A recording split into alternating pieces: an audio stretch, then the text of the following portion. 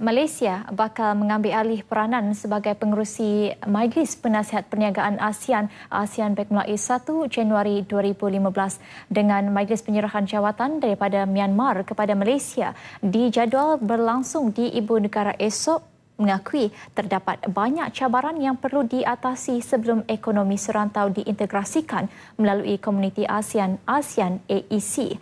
Pengerusi ASEAN Baik Malaysia Tan Sri Dr. Munir Majid berkongsi keutamaan integrasi ekonomi ASEAN mengikuti rakaman temu eksklusif wartawan Hazel Desmond bersama Tan Sri Dr. Munir Majid. Baik, terima kasih Tan Sri kerana sudi bersama kami. Tan Sri, laporan firma perundingan McKinsey Global Institute baru-baru ini menyebut bahawa komuniti ekonomi ASEAN mungkin tidak dapat mencapai integrasi sepenuhnya pada tarikh sasaran 2015, memandangkan sehingga ke saat ini belum ada sektor di rantau ini yang berjaya diintegrasikan sepenuhnya. Komen Tan Sri? Ini bukan perkara baru. Kita telah mengetahui ada beberapa halangan, beberapa masalah dalam kita cuba mencapai integrasi penuh. Beberapa halangan yang dibangkitkan atau oleh McKinsey umpamanya, ya, dari segi non-tariff barriers umpamanya, ini akan menentukan bahawa free trade area itu bukan 100% kan akan dicapai. Jadi kita tahu, dan salah satu langkah yang akan diambil oleh Malaysia pada tahun depan apabila Malaysia menjadi penerusi ASEAN, ada 3-4 langkah yang Malaysia akan mengambil. Pertamanya, kerajaan telah, saya bukan cakap untuk bagi pihak kerajaan, tetapi kita ambil tahulah tentang apa kerajaan telah menyatakan. Pertama, kerajaan akan mengambil satu stock take. Apa dia keadaan yang sebenar? Jadi stock take itu penting, macam audit, ya, keadaan yang sebenar. Apa yang telah berlaku dan tidak berlaku dan sedang berlaku. Ya. Jadi ada satu stock take.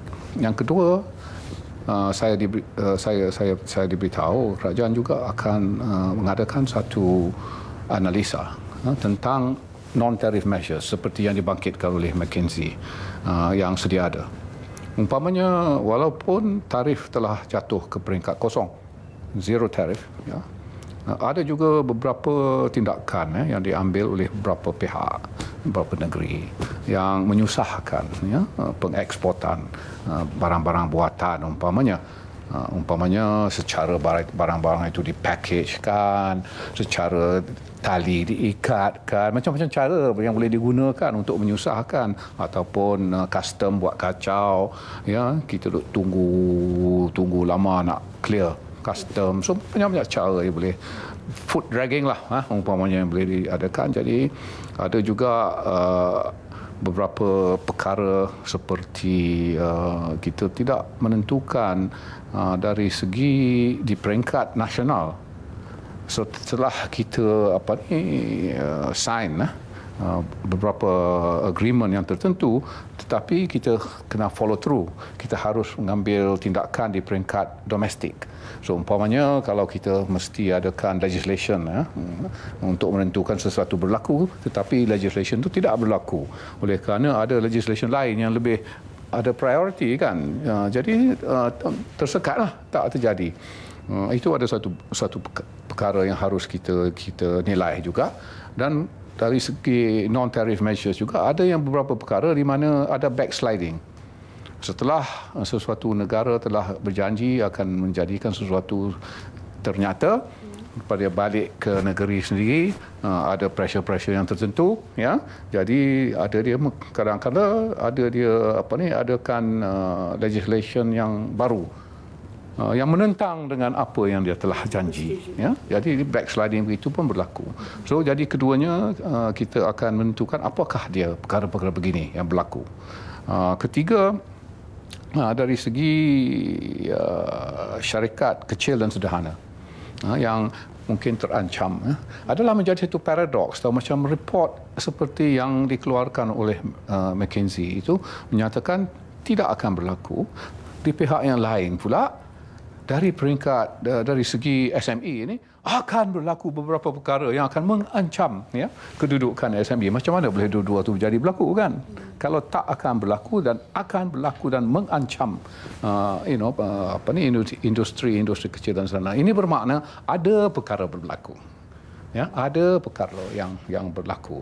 Jadi bila berlaku kita juga hendak menentukan, inilah perkara yang ketiga, bahawa industri kecil dan sederhana di semua negara ASEAN ini adalah menjadi backbone ekonomi ASEAN, tidak terancam sangat dan mereka harus mempertingkatkan kebolehan mereka dari segi pengurusan, dari segi pengeksportan, dari segi menggunakan teknologi untuk menentukan mereka lebih efisien dan produktif ya dalam menangani segala competition yang akan berlaku.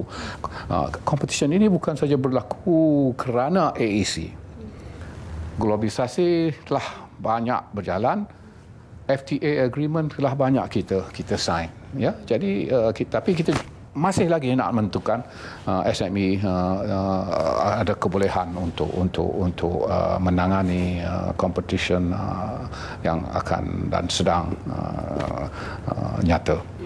Keempatnya, Malaysia juga akan saya difahamkan akan memfikirkan apakah post 2015 punya plan untuk ASEAN. Si plan ini tentu sekali akan mengambil kira balik kepada soalan pada permulaannya, apakah belum lagi tercapai walaupun dah ada plan dulu.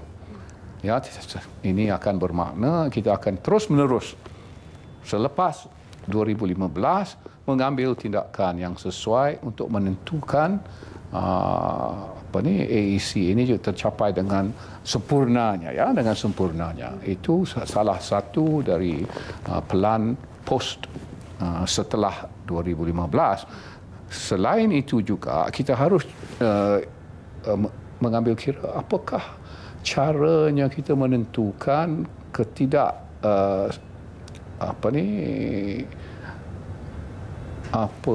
dari segi ketidakseimbangan di antara ekonomi ASEAN, ketidakseimbangan di antara penduduk-penduduk dalam negeri ASEAN, economic disparity yang begitu jauh dan luas.